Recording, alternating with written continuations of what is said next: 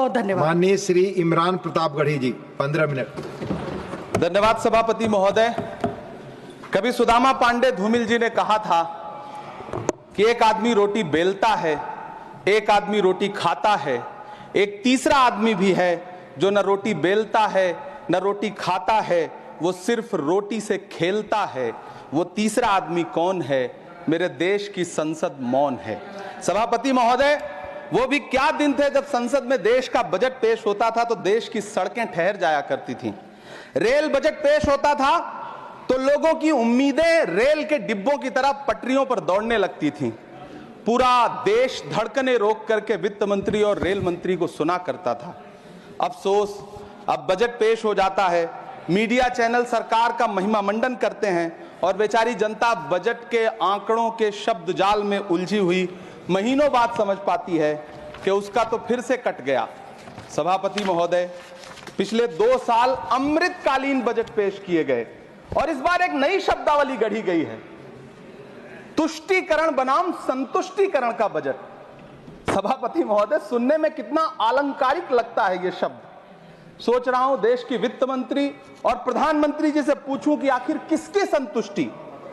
जिस बजट में मनरेगा के लिए 1 रुपए की बढ़ोतरी ना हो, वही पुराना 86,000 करोड़, जबकि पहले ही 9,754 करोड़ का घाटा हो, जिस मनरेगा से करोड़ों मजदूरों के घर में चूल्हा जलता हो, उस मनरेगा में काम करने वाले गरीब मजदूरों के लिए अगर आपके खजाने से 1 रुपया भी इजाफी नहीं निकल सका तो भला कौन संतुष्ट हुआ साहब? इस देश का गरीब मजदूर या आपके उद्योगपति दोस्त? वो जो महाराष्ट्र में लोकसभा और विधानसभा के बीच में 40 लाख मतदाता बढ़ाए गए थे, अरे उन्हीं के लिए मनरेगा का थोड़ा सा बजट बढ़ा देते। क्या उसमें मनरेगा का एक भी मजदूर नहीं था 40 लाख लोगों में? सारे के सारे 12 लाख की छूट वाले से आगे के लोग थे। सभापति महोदय, कल जब वित्त मंत्री जी देश की संसद में भाषण दे रही थी तो वहां मुंबई में कोई गरीब इंसान जब अपनी जेब टटोल करके अपनी मोटरसाइकिल में 1 लीटर पेट्रोल भरवा रहा था तो उस पेट्रोल की कीमत थी 103 रुपया प्रति लीटर। आखिर इतना महंगा पेट्रोल डीजल खरीद के कौन संतुष्ट हो रहा है? इस देश के गरीब लोग या फिर सरकार के चहेते धन्ना सेठ? सभापति महोदय, वित्त मंत्री जी इस बजट को मध्यम वर्ग को संतुष्ट करने वाला बजट बता रही हैं। अरे मैडम, हम आप यहां पर बैठे रहते हैं और वहां बाहर इसी दिल्ली में 1 लीटर दूध, चाहे वो अमूल का हो या फिर मदर डेयरी का हो, उसकी कीमत 73 रुपए लीटर है। इतना महंगा बेच करके कौन संतुष्ट हो रहा है? गरीब जनता या आपके धन्ना सेठ दोस्त? सभापति महोदय, इस सरकार का बाजार और महंगाई पर कोई नियंत्रण नहीं रह गया है। चाहे देश में लहसुन 400 रुपए किलो बिक जाए, टमाटर 100 रुपए किलो बिक जाए, प्याज का दाम सुनकर आंखों में आंसू आ जाए, लेकिन वित्त मंत्री महोदया बजट में महंगाई का मां भी नहीं बोलती हैं। बच्चों की किताब और पेंसिल तक पर टैक्स लगाने वाले सरकार से मैं पूछना चाहता हूं कि आप मध्यम वर्ग का हितैषी बताते हैं खुद को, तो शर्म नहीं आती है? खुद को धार्मिक कहने वाली सरकार भगवान श्री कृष्ण के प्रिय खाद्य पदार्थों दही और मक्खन तक पर जीएसटी लगाती है और बात करती है मध्यम वर्ग की हिमायती होने की। जिंदा रहते हुए जनता से हर चीज पर टैक्स वसूलने वाली यह सरकार कम से कम मरने पर तो लोगों को बख्श देती, लेकिन नहीं, वहां भी लूटना है। अंतिम संस्कार के सामान, अगरबत्ती, धूप बत्ती, केवड़ा जल, चंदन पाउडर, जौ, बताशा, काला तिल, पंचरत्न, कपूर और कफन तक पर टैक्स लेने वाली यह सरकार किस मुंह से खुद को मध्यम वर्ग का हितैषी बताती है? कौन सी संतुष्टि? किसकी संतुष्टि? कदम कदम पर टैक्स देकर लुटने वाली जनता की या फिर जनता से टैक्स वसूल करके धन्ना सेठों का खजाना भरने वाली सरकार की? किसकी संतुष्टि? सभापति महोदय, 18 अगस्त 2015 आरा का बिहार का ऐतिहासिक मैदान, सजा हुआ मंच, हजारों की भीड़ और सामने खड़े हुए देश के प्रधानमंत्री का भाषण। बिहार के भाइयों बहनों, आज मैं बिहार के लिए पैकेज की घोषणा कर रहा हूं। 50,000 करोड़ कर दूं कि ज्यादा कर दूं? अखिलेश भाई, 60,000 करोड़ कर दूं कि ज्यादा कर दूं? 70,000 करोड़ कर दूं कि ज्यादा कर दूं? 80,000 करोड़ कर दूं कि ज्यादा कर दूं? चलो, मैं बिहार को 1.25 लाख करोड़ का पैकेज दे रहा हूं। 10 साल हो गए सभापति महोदय, वही ढाक के 3 पात, बिहार आज भी विकास की बाट जोह रहा है। भाषण आज भी प्रधानमंत्री जी के यूट्यूब चैनल पर सुना जा सकता है। जो झूठ बोल के करता है मुतमईन सबको, वो झूठ बोल के खुद मुतमईन नहीं होता।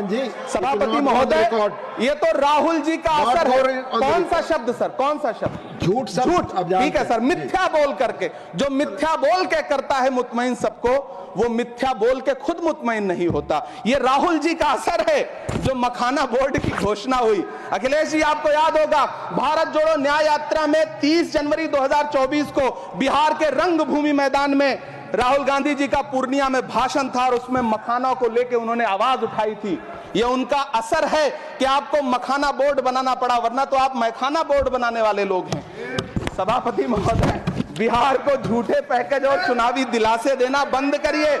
आज भी जब कोसी में बाढ़ आती है तो पूरा सीमांचल बर्बाद हो जाता है। मैंने उस तबाही को अपनी आंखों से देखा है। 2016-17 की बाढ़ में अपने इन्हीं हाथों से राहत सामग्री बांटी है मैंने। अगर सच में बिहार के लिए कुछ करना चाहते हैं तो बिहार को बाढ़ से बचाने का प्रबंध करिए। पूर्णिया एयरपोर्ट 10 साल से बाट जो रहा है, घोषणा 2014 में हुई, बन के आज तक तैयार नहीं हुआ। अलीगढ़ मुस्लिम विश्वविद्यालय का किशनगंज सेंटर बजट के अभाव में दम तोड़ता जा रहा है। मैंने पिछले बजट सत्र में भी आवाज उठाई थी, आज फिर वित्त मंत्री जी से अनुरोध करना चाहता हूं दामन फैला करके कि अलीगढ़ मुस्लिम विश्वविद्यालय का किशनगंज सेंटर बन जाने दीजिए। आखिर कौन सी नफरत है? यह मुल्क हमारा भी है, इस मुल्क की मिट्टी में हमारा भी खून पसीना शामिल है। हमसे इतनी भी क्या नफरत? रिश्तों की ये नाजुक डोरें तोड़ी थोड़ी जाती हैं, अपनी आंखें दुखती हो तो फोड़ी थोड़ी जाती हैं। सभापति महोदय, अल्पसंख्यक मंत्रालय का बजट काटकर मौलाना आजाद नेशनल फेलोशिप बंद कर देना, प्री मैट्रिक स्कॉलरशिप बंद कर देना, नई मंजिल योजना बंद करना, धरोहर योजना बंद करना। 2024-25 के बजट में माइनॉरिटी मिनिस्ट्री के लिए 3183 करोड़ रुपए की घोषणा हुई, लेकिन देश को हैरत होगी कि बाद में समीक्षा करके लगभग आधा कर दिया गया, 1868 करोड़ रुपए। मुझे सरकार से पूछना है कि कौन संतुष्ट हुआ? इस देश का अल्पसंख्यक संतुष्ट हुआ है या आप संतुष्ट हुए? किसका संतुष्टिकरण? सभापति महोदय, मैं प्रधानमंत्री जी से कहना चाहता हूं कि आप ही ने 1 मार्च 2018 को किंग अब्दुल्ला को, जॉर्डन के किंग अब्दुल्ला को मेहमान बना करके इसी दिल्ली में एक कॉन्फ्रेंस में कहा था कि मैं मुसलमानों के एक हाथ में कंप्यूटर और दूसरे हाथ में कुरान देना चाहता हूं। कंप्यूटर देने की बात तो छोड़िए, पढ़ाई के लिए जो स्कॉलरशिप मिल रही थी उसको भी छीन लिया आपने। किसको संतुष्ट करने के लिए? हम समझते हैं इस साजिश को। आप माइनॉरिटी मिनिस्ट्री का बजट काटते काटते एक दिन मिनिस्ट्री को ही बंद कर देना चाहते हैं। वो जहर देता तो सबकी नजर में आ जाता, सो ये किया कि हमें वक्त पर दवाएं न दी। सभापति महोदय, मैं तो वित्त मंत्री जी से पूछना चाहता हूं आपके माध्यम से कि शायद आपको पता ही नहीं है कि गृहस्थी चलाने वाली एक गृहिणी की मुश्किलें क्या क्या होती हैं। आपने कभी सोचा भी नहीं होगा कि जब वो किचन में सब्जी बनाने के लिए कढ़ाई में तेल डालती है तो उसके साथ उसके आंसू भी गिरते हैं। सभापति महोदय, शायद उन्हें पता भी ना हो कि एक छोटी सी गाड़ी और एक छोटे से फ्लैट का EMI भरने के बाद इस देश का एक गरीब इंसान जब अपने बच्चों की फीस भरने के बारे में सोचता है तो उसे कितनी खुशियों का गला घोंटना पड़ता है। शायद उनको पता भी नहीं है कि फसल बेच करके बिटिया की शादी का सपना सजाने वाला किसान जब अपनी फसल बर्बाद देखता है तो कितनी रातें सो भी नहीं पाता है। सभापति महोदय, शायद वो कभी इस पीड़ा को समझ ही नहीं पाएंगी कि परिवार के किसी एक सदस्य को कैंसर जैसी बीमारी हो जाए तो घर और जमीनें गिरवी रख उठती हैं लेकिन इलाज नहीं हो पाता। सभापति महोदय, इसी देश की संसद में कभी स्वर्गीय सुषमा स्वराज जी ने कहा था कि जब देश की करेंसी गिरती है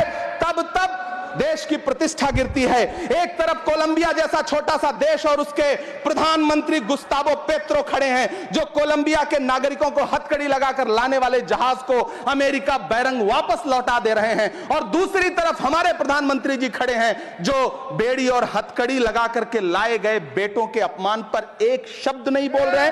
सभापति महोदय, मैं इतिहास के पन्ने पलट रहा हूं, मुझे 2 किरदार याद आ रहे हैं। एक तरफ निक्सन के 7वें बेड़े की धमकियों के सामने लोहे की तरह अडिग इंदिरा गांधी खड़ी हैं, तो दूसरी तरफ खुद ही नमस्ते ट्रंप का नारा लगाते हुए प्रधानमंत्री जी खड़े हैं। मेरे कानों में सुषमा स्वराज जी की आवाज गूंज रही है। बहुत कम बोलने वाले डॉक्टर मनमोहन सिंह ने बहुत ज्यादा बोलने वाले प्रधानमंत्री जी को जब देश की बागडोर सौंपी थी तो $1.58 का था, आज 85 से 87 के बीच में झूल रहा है। इन दिनों रुपए की अहमियत गिरती है तो न तो देश की प्रतिष्ठा गिरती है ना प्रधानमंत्री की गरिमा। जिस देश में 80 करोड़ लोगों को 5 किलो राशन के लिए कतारों में लगना पड़ता हो, उस देश में यह सरकार 12 लाख तक के टैक्स न लेने के लिए अपनी पीठ थपथपा रही है। हुकूमत इस कदर आवाम पर एहसान करती है, ये आंखें छीनती है और चश्मे दान करती है। सभापति महोदय, महाराष्ट्र का भिवंडी हो, मालेगांव हो, इचलकरंजी हो, यूपी का बनारस हो, मुआयमा हो, मुबारकपुर हो, रांची का छोटा नागपुर हो, बिहार का भागलपुर हो, हर जगह बुनकरों की उम्मीदें तोड़ रही हैं, लेकिन इस सरकार के पास उनके लिए कुछ भी नहीं है। मुरादाबाद का पीतल उद्योग, कानपुर का चमड़ा उद्योग, सहारनपुर का लकड़ी उद्योग, फिरोजाबाद का चूड़ी उद्योग, अलीगढ़ का ताला उद्योग, सब सरकारी प्लानिंग से तबाह हो रहे हैं। इन तमाम के बीच सरकारी सपोर्ट से बस एक उद्योग फल फूल रहा है, नोएडा का नफरत उद्योग। सभापति महोदय, जिस देश में 40 से 45% मेडिकल फैकल्टी की सीट खाली हो, वहां बजट में 75,000 नए मेडिकल सीट्स का ऐलान हो रहा है। सरकार बहादुर, कम से कम इस देश के पढ़े लिखे युवाओं को तो मूर्ख समझना बंद करिए। वो अब तिजारती पहलू निकाल लेता है। पहले 7500 मेडिकल सीट्स बाद में बनाइएगा, पहले जो एम्स में 2161 पद खाली पड़े हैं उनको तो भर दीजिए। वो अब तिजारती पहलू निकाल लेता है। मैं कुछ कहूं तो तराजू निकाल लेता है। मैं इसलिए भी तेरे फन की कद्र करता हूं तो झूठ बोल के आंसू निकाल लेता है। सभापति महोदय, फिर झूठ आया है, मैं उसे मिथ्या कर दे रहा हूं। शायरी में बार बार आ जाता है, क्या करूं महोदय। काश ये बजट, सभापति महोदय, वो एक शब्द मैं मिथ्या कर दे रहा हूं सर, वो एक शब्द को हटा दीजिए। ध्यान रखें, ऐसे जो भी शब्द होंगे आपके भाषण में सभापति महोदय, काश ये बजट बीपीएससी के पेपर लीक की शिकायत करने वाले नौजवानों पर बरसती हुई पुलिस के लाठियों पे, जख्मों पर मरहम लगा पाता। सभापति महोदय, पिछले 80 दिन से 70 साल का एक बुजुर्ग एमएसपी की लीगल गारंटी मांगता हुआ आमरण अनशन पे बैठा हुआ है। काश ये बजट किसान नेता जगजीत डल्लेवाल की टूटती हुई सांसों की पीड़ा सुन पाता। काश ये बजट प्रतियोगी परीक्षाओं की तैयारी के लिए दिल्ली, कोटा, पटना, अहमदाबाद जैसे शहरों में, इलाहाबाद जैसे शहरों में किताबों के साथ गल रहे युवाओं के सपनों को जिंदगी दे पाता। काश ये बजट वंदे भारत के सुनहरे विजुअल के बजाय देश की गरीब जनता को कुछ और पैसेंजर ट्रेनें दे पाता। काश ये बजट सीनियर सिटीजन को ट्रेन टिकटों में मिलने वाली रियायतें वापस लौटा पाता, जिनको सरकार ने कोविड के नाम पे छीन लिया था। काश ये बजट किसानों की राह में कीले नहीं बल्कि कालीन बिछाने वाला बन पाता। काश ये बजट सरकारी मालिकों को यह समझा पाता कि नेहरू को कोसने से अर्थव्यवस्था नहीं सुधरेगी, उसके लिए डॉक्टर मनमोहन सिंह साहब की अर्थ नीति अपनानी पड़ेगी।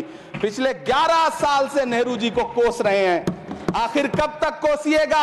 थोड़ा पंडित नेहरू जी के बारे में पढ़िए, तब पता चले कि पंडित नेहरू की शख्सियत का नाम है। दुनिया का पहला ऐसा राजनेता जिसने अपनी जिंदगी की आजादी के लिए, देश की आजादी के लिए 3259 दिन अंग्रेजों की जेल में बिताए।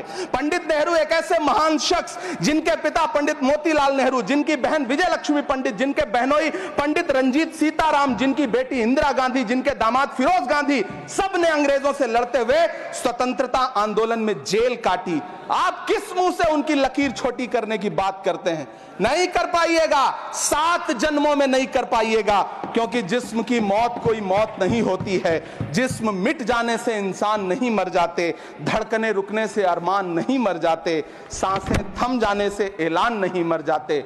जिस्म की मौत कोई मौत नहीं होती है। सभापति महोदय, मैं आपके सामने खड़ा होकर के एक बहुत छोटी सी कहानी सुनाना चाहता हूं कि महान बादशाह सिकंदर ने जब यूनान फतेह किया तो जीत का जश्न मनाने के लिए शहर की सड़कों पर निकला, तो उसने देखा कि पूरा शहर तो जश्न मना रहा है, एक फकीर सड़क के किनारे चादर तान के सो रहा है। सिकंदर को गुस्सा आया, घोड़े से उतरा, उस फकीर के पास गया और उसे सोता देख करके उसे जोर की एक लात मारी और लात मार के कहा कि क्यों रे फकीर, मैंने यूनान फतेह कर लिया, लोग जश्न मना रहे हैं और तू सो रहा है। उस फकीर ने उन्नीदी आंखों से सिकंदर को देखा और देख करके कहा कि शहर जीतना बादशाहों का काम है, लेकिन लात मारना तो गधे का काम है। सभापति महोदय, गरीब जनता को लात मारना बंद करिए। ये अमीरों के लिए बनाया गया बजट है, ये निराशाजनक बजट है। हम अमृतकाल सुनते आ रहे थे, ये अमृतकाल इतनी जल्दी समाप्त हो गया कि अब अमृतकाल का कोई नाम तक नहीं लेना चाहता है। इसलिए मैं इस सदन में खड़ा होकर के देश की वित्त मंत्री महोदया से कहना चाहता हूं कि आपने अल्पसंख्यकों के बजट में जो कटौती की है उसको बहाल करिए। आपने मनरेगा को जो स्थिर रखा है उसका घाटा 9,754 करोड़ है, कम से कम उतना बढ़ा करके फिर से उसे बहाल करिए। नौजवानों के लिए रोजगार दीजिए, किसानों को एमएसपी की लीगल गारंटी दीजिए। यही मैं आपसे अपील कर रहा हूं। धन्यवाद सर, आपने इतना जो समय दिया उसके लिए शुक्रिया। माननीय श्री बाल योगी